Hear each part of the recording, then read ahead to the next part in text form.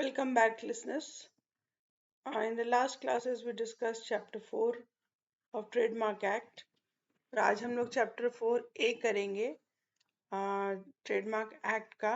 और अगर आप यहाँ पे देख सकते हैं तो ये जो है यहाँ पे एक आपको दिखेगा ये वन वन का मतलब ये होता है कि ये जो है इसको ऐड किया गया है विथ अमेंडमेंट। और आप इसके नीचे में फुट नोट देखेंगे अगर तो फुट नोट में आपको दिख जाएगा कि वन का क्या रेफरेंस है। ये जो है एक्ट 40 ऑफ 2010 से ऐड किया गया है और ये 2013 से इफेक्टिव हुआ है। सो आप अगर इस तरह का फुट नोटिंग देखते हैं तो आप समझ जाइए कि किस लिए ये ऐड हुआ है। What is it related to? ये actually it's related to Madrid protocol और हमने थोड़ी सी बात की थी मैड्रिड प्रोटोकॉल से रिलेटेड। ये प्रोटोकॉल मैड्रिड कन्वेंशन का है और ये जो है वाइपो के अंडर में आता है। सो वाइपो एक बहुत इंपॉर्टेंट ऑर्गेनाइजेशन है, वर्ल्ड इंटेलेक्चुअल प्रॉपर्टी ऑर्गेनाइजेशन, जो कि related to trademarks and other IPRs हैं। तो हम लोग वाइपो को फॉलो करते हैं, उसी में ये मैड्रिड प्रोटोकॉल है related to trademark. So therefore you need to understand this particular what do you say protocol। और इसलिए इसको अलग से एक टॉपिक में बांध दिया गया था विच इज चैप्टर 6(4)A। ठीक है। तो अभी special provisions related to protection of trademarks through international registration under the Madrid protocol.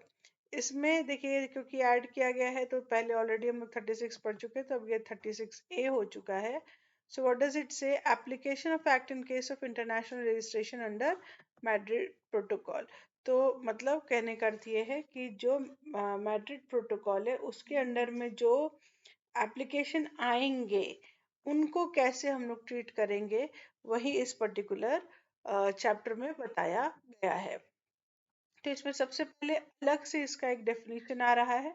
If you can see ये अलग से डेफिनेशन दे रहे हैं। दैट मीन्स कि डेफिनेशंस जो है हमारे जो सेक्शन 2 ऑफ द एक्ट में दिया गया है उसके अलावा अगर मैड्रिड रिलेटेड कुछ डेफिनेशन होंगे तो जो यहाँ मेंशन्ड है वो एप्लीकेबल हो जाएंगे। Now what is Madrid protocol? As I told you it's related to trademark. तो इसमें बहुत सारे डिटेलिंग है, पर अभी अगर मैं आपको सिंपल तरीके से ये समझाऊं तो ये समझ में ये आता है कि अगर बहुत सारे एप्लीकेशंस किसी ने फाइल किए हैं और उसको बहुत कंट्रीज में करने हैं तो इस पर्टिकुलर प्रोटोकॉल या कन्वेंशन आने के पहले उसको हर एक कंट्री में अलग अलग करना होता। पर मैड्रिड प्रोटोकॉल के अंदर में मैं जितनी भी कंट्रीज में चाहूँ मैं उन सब कंट्रीज में एक पर्टिकुलर एप्लीकेशन डाल के उन सबको मैं सिलेक्ट कर सकता हूँ जिन जिन कंट्री को मैं चाहता हूँ करने के लिए, और मैं वहाँ पे फाइल कर सकता हूँ with a single application. So what is application? ये एप्लीकेशन अगर कॉन्ट्रैक्टिंग स्टेट है या कॉन्ट्रैक्टिंग ऑर्गेनाइजेशन है तो वहाँ पर वो कोई भी कंट्री का जो वो सिटीजन हो जो कि इसका वो कॉन्ट्रैक्टिंग स्टेट हो या पार्टी हो या ऑर्गेनाइजेशन हो यानी इंटर गवर्नमेंटल ऑर्गेनाइजेशन हो, इस प्रोटोकॉल का इस कन्वेंशन का पार्टी हो और वहाँ का कोई सिटीजन हो तो वो या फिर डोमिसाइल्ड भी हो या फिर उसका एक एक इंडस्ट्रियल और कमर्शियल इस्टेब्लिशमेंट हो यानी रियल एंड इफेक्टिव काम करता हुआ, तो फिर वो एप्लीकेशन करने के लायक है। ठीक है। तो यहाँ पर उन्होंने एक्चुअली एक्सप्लेनेशन भी दे दिया है रियल एंड इफेक्टिव इंडस्ट्रियल और कमर्शियल इस्टेब्लिशमेंट का। वो कहना ये चाह रहे हैं कि एक बोनाफाइड इंडस्ट्री हो जो कि स्पेसिफिकली कमर्शियल एक्टिविटी करती हो, यानी कुछ आप आर्टिफिशियल टाइप का कुछ क्रिएट करके ये नहीं कह सकते कि ये एक बोनाफाइड इंडस्ट्री है। अगर बेसिक एप्लीकेशन शब्द इस्तेमाल होता है इस पर्टिकुलर चैप्टर के संदर्भ में तो आपको समझ जाना होगा कि जैसे सेक्शन 18 में एप्लीकेशन फाइल करने का तरीका बताया गया है, क्या है वो, व्हाट इज एन एप्लीकेशन, है ना, कौन फाइल कर सकता है, ये सब चीजें 18 में थी। तो ये सारी चीजें यहाँ भी अप्लाई होती हैं सिमिलरली। उसी तरह से अगर बेसिक रजिस्ट्रेशन पूछता है बोलता है तो ये जो सेक्शन 23 में रजिस्ट्रेशन की बात हुई थी वो पूरी तरह से यहाँ भी अप्लाई होती है। कॉमन रेगुलेशंस अगर कहीं आप पढ़ते हैं तो आप समझ जाइए कि मैड्रिड प्रोटोकॉल के जो रेगुलेशंस हैं वो एक्चुअली यहाँ पे अप्लाई हो रहे हैं। उसी तरह से कॉन्ट्रैक्टिंग ऑर्गेनाइजेशन है, दैट मीन्स जो इंटर गवर्नमेंटल ऑर्गेनाइजेशन है जो कि पार्टी टू द कॉन्ट्रैक्ट थे ऑफ मैड्रिड अग्रीमेंट, उसी के वही होते contracting party organisation, similarly contracting party and similarly contracting state. International application जो है, जैसे मैंने कहा कि हम अगर चाहें तो 5-6 country, 10 country out of 103 countries हम कितने भी चूज कर ले, हम कर सकते हैं, तो सारे इंटरनेशनल एप्लीकेशन हो जाएंगे। If you remember earlier cases में हमने बताया हुआ है कि हमें डिटेल्स में बताना पड़ता है कि अगर हम कोई और कंट्री को चूज किए हैं या नहीं किए हैं, जो through a form which is form 3।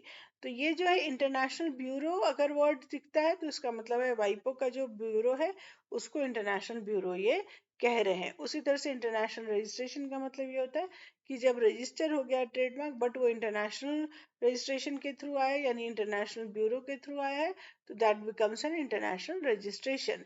Madrid agreement and Madrid protocol, agreement का ये प्रोटोकॉल है, अग्रीमेंट 1981 में आया है, ये इंपॉर्टेंट है, ये क्वेश्चन आ सकता है। और प्रोटोकॉल जो है जून 1989 में आया है। क्योंकि एग्रीमेंट का एक प्रोटोकॉल होता है जिसको हम लोग को फॉलो करना पड़ता है तो थोड़ा लेट से आता है, इसलिए ये 81 और 89 का डिफरेंस है।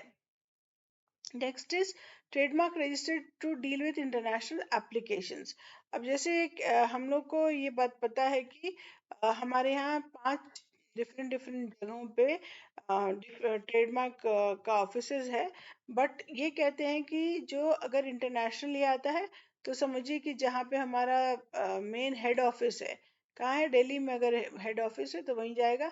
बट हेड ऑफिस भी डिसाइड कर सकता है कि किसी ब्रांच ऑफिस में जाए, जनरली आजकल जैसे बॉम्बे में चला जाता है, that can be done.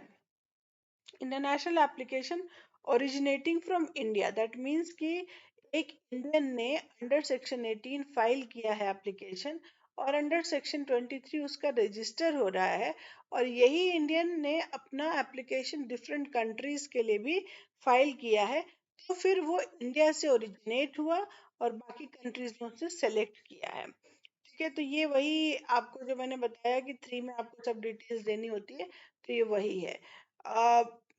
Person holding an international registration may make an international application on the form prescribed by common regulations. You remember what is common regulations?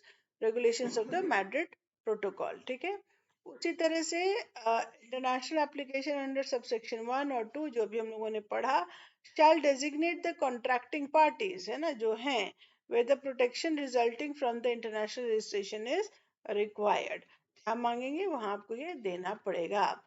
जब रजिस्ट्रार जो है वो इंटरनेशनल एप्लीकेशन को प्रिस्क्राइब्ड मैनर में particular सपियर करा देगा, जो कि जैसे सेक्शन 18 में हो रहा है और सेक्शन 23 में मिलता है, यानी कि वो अंतर नहीं करेंगे, वो मान के चलेंगे कि ये इंडियन एप्लीकेशन जैसा ही है, जैसा वहाँ उसको ट्रीटमेंट दे रहे हैं, सेम टू सेम ट्रीटमेंट उनको इंटरनेशनल एप्लीकेशन को भी देना पड़ेगा। जब 5 इयर्स नहीं बीता है तब अगर किसी ने ट्रांसफर कर दिया है अपने एप्लीकेशन को, अपने राइट्स को, अंडर सेक्शन 18 और 23 उसको मिल गया है, तो या फिर उसने विड्रॉ कर लिया या कैंसिल कर दिया है, तो ये चीज जो है रजिस्ट्रार को क्लियर करनी होती है। ठीक है, उसके बाद आता है the registrar shall during period of 5 years beginning with the date of international registration transmit the bureau every information related to in section subsection 5 जो हमने अभी जस्ट पढ़ा था। Registrar shall notify the International Bureau the cancellation to be effected to an international registration keeping in view the current status of basic application or basic registration. You remember what is basic application? Also basic registration. ठीक है, ये भी हम लोगों ने just पढ़ा definitions में। जो international applications हो जाते हैं, जो मैड्रिड से आते हैं, उनको basic application कहता है।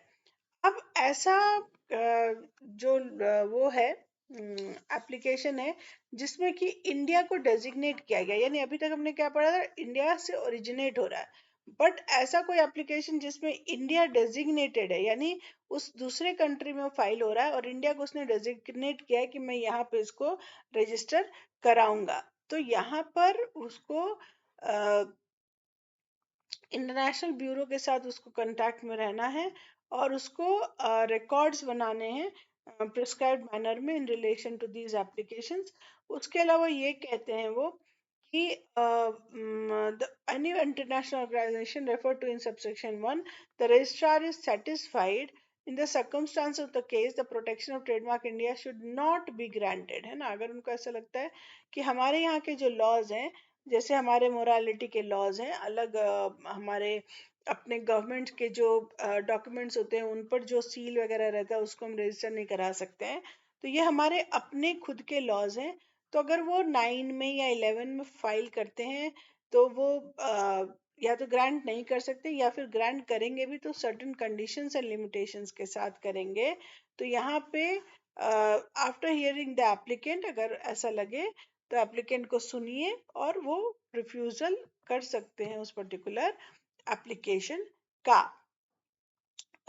अंडर 2 अगर इसको रिफ्यूज करेगा तो वो उसको जो है प्रिस्क्राइब मैनर में एडवर्टाइज करेगा, बताएगा ब्यूरो को, ठीक है। अगर कोई भी इंटरनेशनल एप्लीकेशन है जिसका कि one of the designations is India, तो ये जो 9 to 21 है, 63 और 74 है, ये जैसे हैं वैसे ही उस एप्लीकेशन पर अप्लाई होंगे, यानी म्यूटस म्यूटेंडिस, यानी जैसा है वैसे ही उस पर वो अप्लाई होगा, ठीक है।